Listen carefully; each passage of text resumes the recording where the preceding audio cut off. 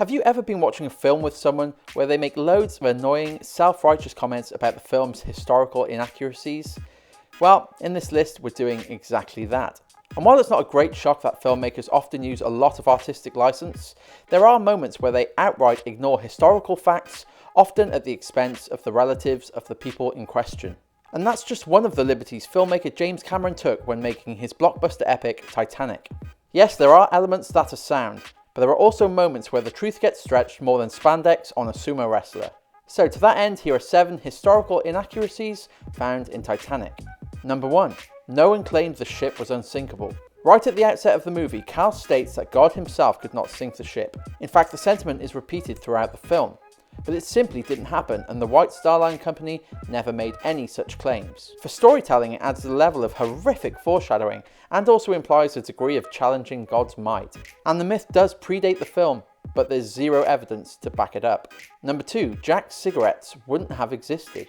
There's a smattering of details that are just a few years out in this feature, and Jack's cigarettes are one of them.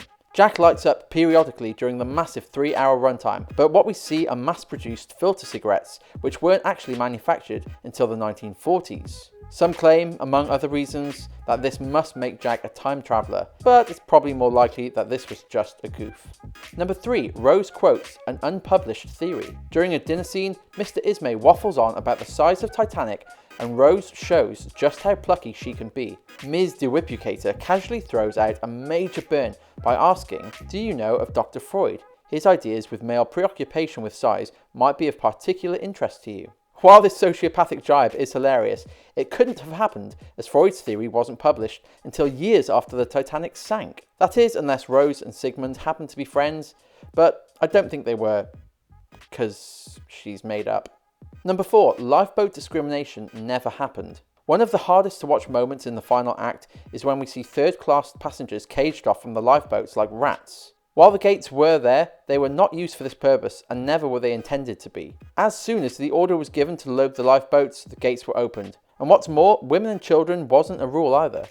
The reality is that men all stood back to allow women and children to board first, but that wasn't because of a policy, and it speaks very well of the men at the time. Number 5. Will Murdoch was a hero in real life. Perhaps the most heinous decision James Cameron made was to vilify a hero for the sake of storytelling. In the movie, Will Murdoch becomes overwhelmed by the number of passengers trying to board the lifeboats, and in the chaos of it all, he shoots a man, and then himself. The truth is, he was considered a hero for helping to load 10 lifeboats and for saving people's lives.